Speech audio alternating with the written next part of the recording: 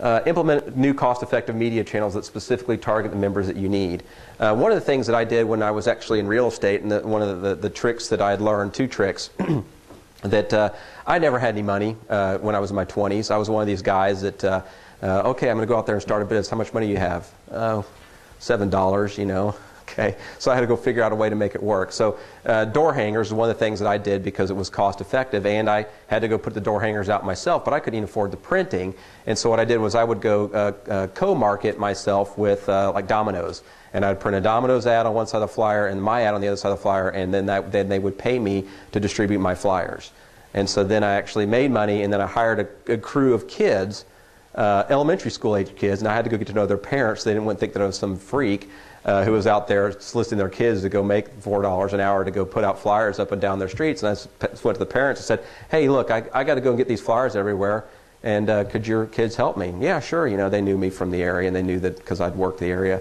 And so their kids would go put out the flyers for me and pay them like $10, and I'd be done, and then Domino's would pay me $50 to do it. And so it was that targeted marketing approach, but the door hangers I always liked because it wasn't now I actually think it's a very effective thing to do, and especially geographically, because I can tell you right now, I mean, I get 50 or 100 emails a day, and I don't read all of them. I have this guy that right now, he is like the Bud Fox from Wall Street. Remember that movie? They got the remake now. This guy, Bud Fox, he's a stockbroker guy, and he's about as irritating as Bud Fox. The guy contacts me about every other day, bugging the crud out of me to try to get me to go buy stocks through him. And I was like, you know what, I really appreciate your effort. You're the man. But I don't have the time to deal with you, and I don't have the time to evaluate you. And, you know, if I ever want to go and do business with somebody else, I'll do business with you. But I appreciate his effort. And he sent me all these emails. Would you get any of the emails? Like, I don't open your emails. I don't know you. I get 50 to 100 emails a day, and so I don't check all my emails. And every website I go to, every search I do now, I'm inundated with ads. Even when I go on Facebook now, I get ads all around me. And so in my mind and the way it works in my life that I'm at, I just get this sea of being attacked constantly from advertisers. But the stuff that I actually read and take the time to is the door hanger that shows up on my door, partially because it irritates me because I hate them, but I always read them. And I analyze these pieces of advertising, so I look down and I think, oh, okay, well, cool. This guy is a landscaper. You know, now I know him. He could have sent me 20 emails, but I saw his door hanger. And so I'll partner with the businesses around there to do that kind of thing. And the other thing that got us took advantage of the geographic area, and this is just the geographic nature of health clubs in terms of really any retail business. Generally, you'll get most of your 80% of your customers will be within 2 miles of your business, is we would put out signs, you know, those little road signs everybody hates. Those things got me more members than anything I ever did. Well, take that back. The most members I ever got after the club was open was from referrals. Most of our business always came from referrals, no matter what I did. But before I opened the club, or if I was having an open house or special events, road signs. And I would put them on every intersection within 2 mile radius of the club. I would be up there at 3 o'clock in the morning with an assistant putting in road signs. And if you really want them to work, tie a balloon to them. Mylar, because the rubber ones fade. And then you have to pick them up at the end of the day because you will have a police officer come to your business telling you it's against the law, and you apologize and you go pick them up at the end of the day, and then you'll sign up 50 members. But it's that kind of deal. For about $1,000, you could actually generate probably about 20 to 50 people coming through your door within a day. Signs, every intersection within 2 miles with a Mylar balloon on it will get you massive people coming through the door, including a sheriff.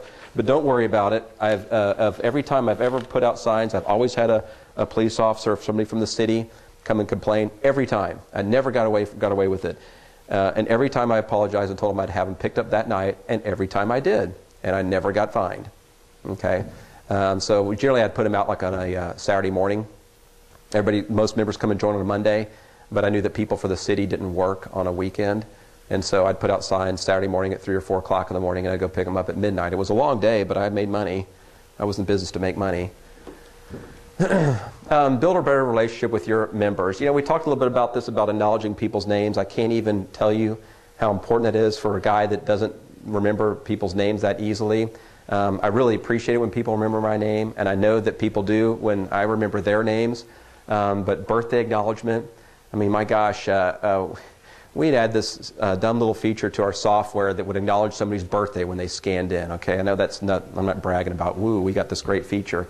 But we'd have people come in to the club one day, and I was actually with my trainer. We were in a new chain that we were working with, and we were training their staff. And somebody came in, and she was just walking up the stairs, and she was in a bad mood. And this happened today, and that happened today, and it's not going all that well. And not only that, today's my birthday, and nobody's even wished me happy birthday. She scanned in, and the screen said happy birthday, and the whole circuit, happy birthday. And everybody was like all happy for her, and she just cried. You know, people want to be acknowledged. People want to be validated. Birthday is one of those things that makes a big deal to people. Their name, and it's one of these little silly things that you could do, just remembering somebody's name.